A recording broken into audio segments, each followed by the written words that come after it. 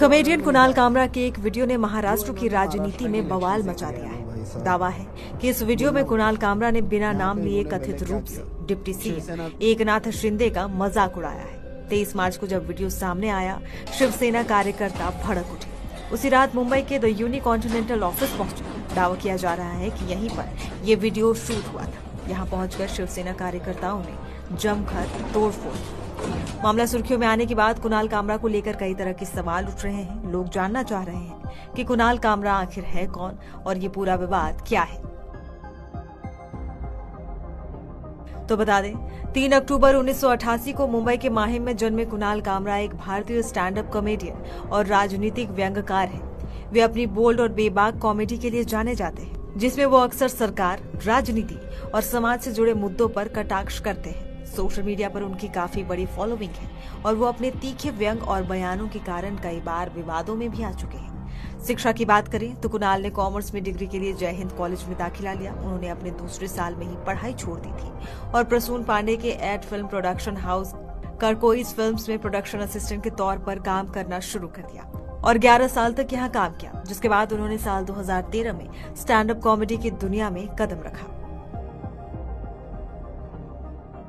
दरअसल stand up comedian Kunal Kamra ने हाल ही में महाराष्ट्र की राजनीति और एकनाथ शिंदे के शिवसेना से अलग होने को लेकर एक पैरोडी गीत बनाया है। हालांकि उन्होंने गीत में शिंदे का नाम सीधे तौर पर नहीं लिया, लेकिन गद्दार शब्द का इस्तेमाल किया है। गौरतलब है कि उद्धव ठाकरे गुट पहले से ही एकनाथ शिंदे पर निशाना साधने के लिए इस शब्द का प्रयोग करते रहे हैं। अब इसी के चलते ये माना जा रहा है कि कुणाल कामरा की ये टिप्पणी अप्रत्यक्ष रूप से शिंदे पर ही निशाना साध रही है। इस गीत को लेकर विवाद इतना बढ़ गया कि इसके विरोध में शिवसेना के कार्यकर्ताओं ने उस जगह पर तोड़फोड़ की जहां कुणाल कामरा का कार्यक्रम हुआ था। साथ ही उन्होंने इस मामले में कार्रवाई की भी मांग की है।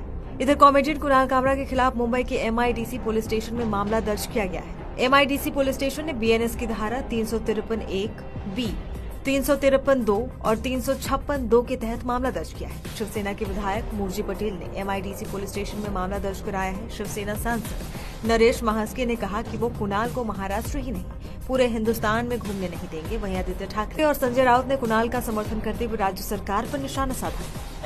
मैंने ट्वीट किया है कल, कुणाल की कमाल है। कुणाल कामरा को मैं अभी से नहीं जानता हूँ, जब वो हमारे पे क्रिटिसाइज करता था तब से मैं जानता हूँ। कुणाल कामरा ने हमारे ऊपर भी इसी प्रकार से टीका टिप्पणी की है। देखिए, मैं मानता हूँ कि एक फ्रीडम ऑफ एक्सप्रेशन है। अगर व्यक्तिगत तौर पर टीका नहीं की है तो टीका को स्वीकार करना चाहिए। व्यक्तिगत तौर पर, पर्सनल लेवल, अगर आप राजनीतिक किसी विचारधारा पर क्रिटिसाइज करते हो तो आपको स्वीकार करना चाहिए। यही देश का लोकतंत्र की एक हमारी ब्यूटी है। कुणाल कामरा का ऑफिस तोड़ दिया, उसका स्टूडियो तोड़ दिया, ये गुंडागर्दी है।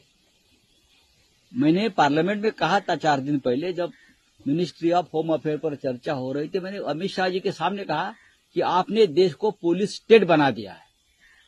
ये पुलिस राज चल रहा है, लेकिन महाराष्ट्र में गुंडा राज चल रहा है। बीड से लेकर नागपुर, नागपुर से लेकर मुंबई, मुंबई के पुलिस कमिश्नर का तबादला होना चाहिए इस केस में। उनके होते हुए कैसा होता है ये? अब वो किसी को पकड़ लेंगे, ये करेंगे, वो करेंगे। मुख्यमंत्री ने कहा है जो दंगेखोर है नागपुर के, उनको छोड़ूंगा नहीं, और जो नुकसान हुआ है उसकी पूरी भरपाई दंगेखोरों से करेंगे। तो कल खार में जो स्टूडियो तोड़ा है कुणाल कामरा का, उसकी भरपाई कौन करेगा? बहुत ही कमजोर गृह मंत्री इस महाराष्ट्र को मिला है, बहुत कमजोर। कोई गृह मंत्रालय नहीं चला पा रहा है।